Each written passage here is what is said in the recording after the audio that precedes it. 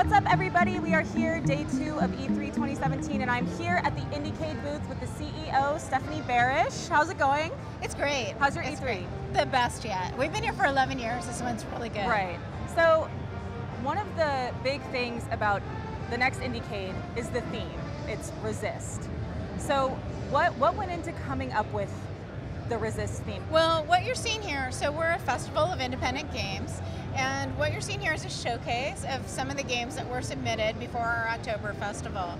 So when we started going through some of the first games that were submitted, what you're seeing here is the independent community and what they're thinking and feeling and what they want to do with their art. And they want to make a statement, a lot of them, about what's happening and what's going on. So cool. this is being made by the independent community. We didn't even have to choose a theme. This is just what people are thinking now. Yes, absolutely. What went into choosing some of the games for this specific showcase? So we started thinking about the Resist theme generally. We actually ran a game jam, the Resist game jam, and we had more than 200 games submitted from around the country and actually beyond.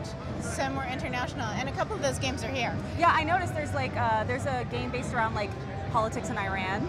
Yeah. Yeah, that's great. And there's the game here, Cat in the Hijab. That one was created in a week. So wow. we've got a lot of people that are trying to make statements. So when we curate this space, we kind of look for a theme. We look for something that is really going to show how indie game developers are on the cutting edge. Yeah, that what you're seeing in this booth is not what you're seeing out there in the rest of the show floor this year. But it will start to will start to go over there. It will start to move that way. But indie is really the place where there's the freedom to explore these themes and express feelings about these themes, especially with games that are made in a week that you guys are showing. Yeah, no, some of these, so there's a game about Iran, the Cat in the Coop. That game has been 6 years in the making and actually is ultimately coming out on the PlayStation. So, wow, awesome. So you can see that there's a huge variety of people thinking about these topics and different ways of expressing them. Indie developers are super passionate, and that's why their projects are so good. So we really try and have a really broad focus. Here at E3, we mostly are digital, but our main festival has everything. Everything, Physical, table games, everything. For people who haven't been to IndieCade before, what are some things that they can look forward to? Oh, if they haven't been before, they should definitely come. But yes, go. October 6th through 8th in Little Tokyo this year, we're moving.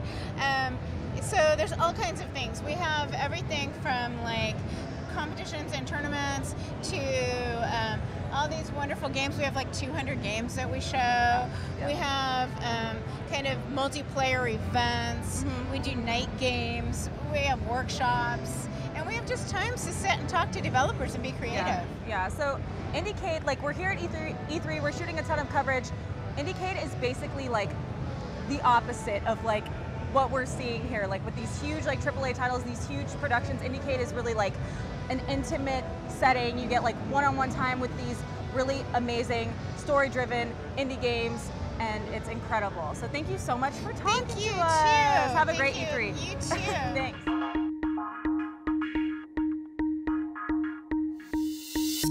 Borders is a game about immigration that I made to kind of show people what it's like to cross the border. It's something that my parents had to do 20 years ago illegally, and not a lot of people know how hard it is and how dangerous it is. So through my game, I was able to create a simulation that people can do and kind of see what it's like. And so when did you have an understanding of what they went through? So it's funny, growing up, my parents would be I'm like, oh, my stomach's hurting. They're like, yeah, well, you can't skip school today because remember, I crossed the border for you. So it's just just hang it over your head? Right. So it's that pressure, and those stories to me were like fantasy. It's yeah, Mom, I heard it already. You crossed the border. But once I became an adult and I saw how serious it was, that's when I really was wow, they did something impeccable, and I wanted to recreate that in a video game. And how long ago did you start working on Borders? So I'm actually an artist. I've been working as an artist for 4 years, but I wanted to become a game developer. I met some guys last year, and we released Borders on July 4th. We made it in a game jam of 7 days. Well, it's, you know, one of the big things that's happened, I think, especially since the election of Donald Trump, is a newfound sense of activism, like a newfound sense of like participation, rather than sitting back and just posting on Facebook or Twitter. Is like, what can I do to get out there? And it seems like with this, it's like, you know, with Borders, you're trying to, at least I'm doing something, right? Like I put something out there. I don't know what it'll do, but it's like, it's something, and it feels like you can have an impact in a world that largely feels like it happens around you. No, yeah. Like, honestly, I'll be honest, before Trump was in the presidential campaign, I really wasn't in politics. I didn't really care much, but it affected me now. It affected me, and I needed to finally put my foot down and like say something, because I have so much family. Pretty much all my family is from Mexico, and it's really just heartbreaking to see families be broken apart. You know, on the news, you see that every day. Like, you know, someone will wake up and their dad's not there anymore, and it's like, is that really what you want, to break apart families? Or is there something bigger that you're trying to do? But there's an ethical way of going about things, I believe. And one of the interesting things about the game is that as you're trying to navigate the space, trying to get across, you're trying to manage like your hydration levels, you're trying to avoid the border patrol, but then if you die, there's, you know, a skeleton is left behind, and those skeletons are persistent, so that when you start a new game, you're seeing, and I think we're up to like 1,700 as of right now. Can you talk a little about like why it was important for you to have that persistence when you start a new game? Yeah, so like I said, we made it in 7 days. On the 6th day, I was playing and I was like, okay, it's fun and stuff. And then I sat down and played some Dark Souls. And I really like that, like, you died, but you can see that someone died before. And that really hit me. And I was like, well, my dad, he told me a story about when he was crossing over, he saw a skeleton. And that really stuck with him. And so I wanted to do something that would make something stick with people. So that skeleton mechanic not only allows you to see in the game like where it's the dangerous areas, but seeing all those bodies kind of together makes a message. And it's like, wow, a lot of people die doing this.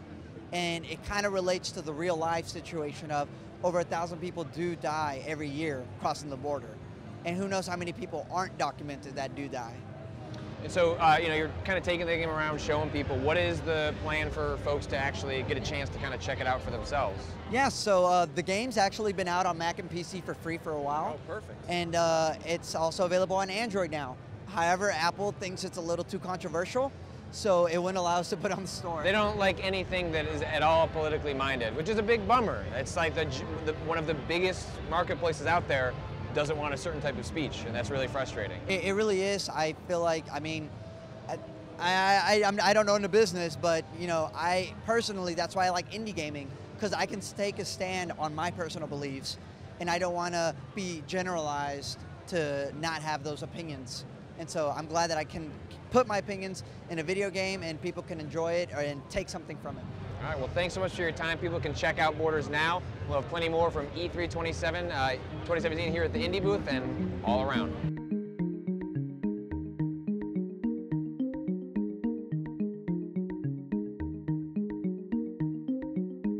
Hey everyone, we're here with Leonard Micchiari, the designer of Riot Civil Unrest.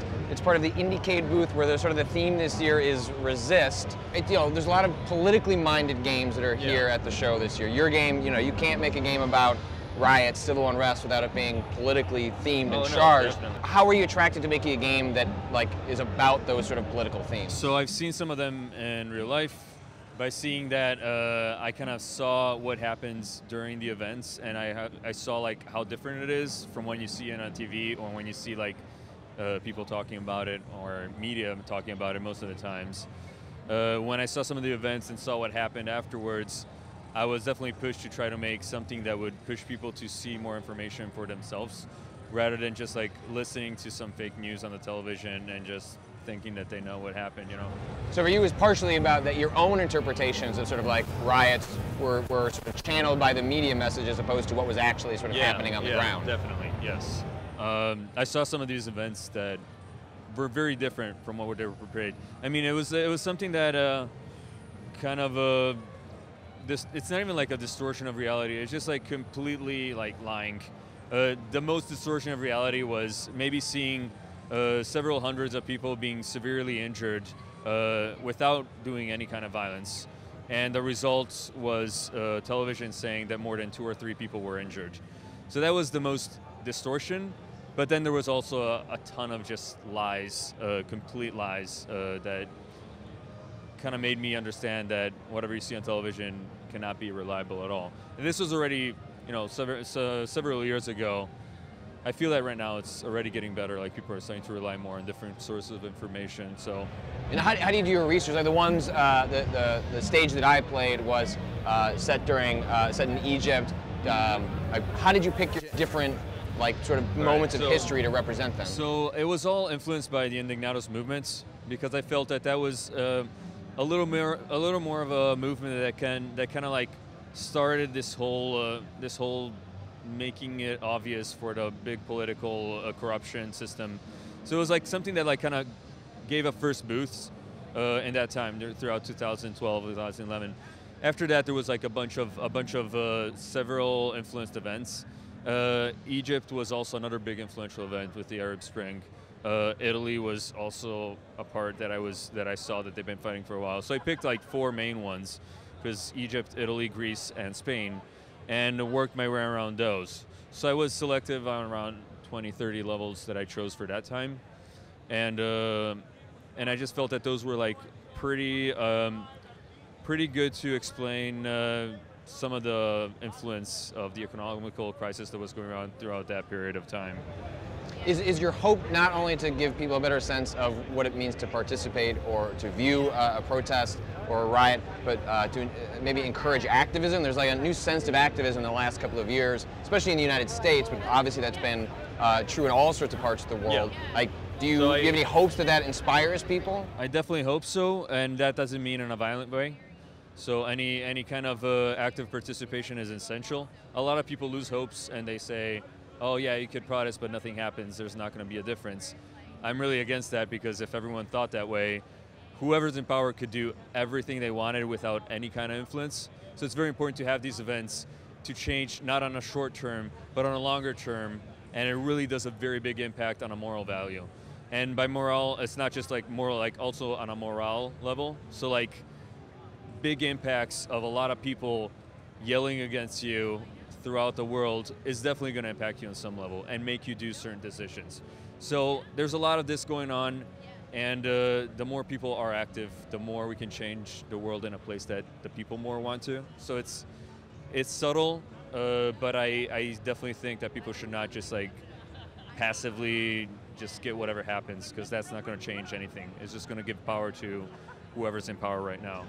And when are people going to have a chance to actually check the game out? So this is a very hard question.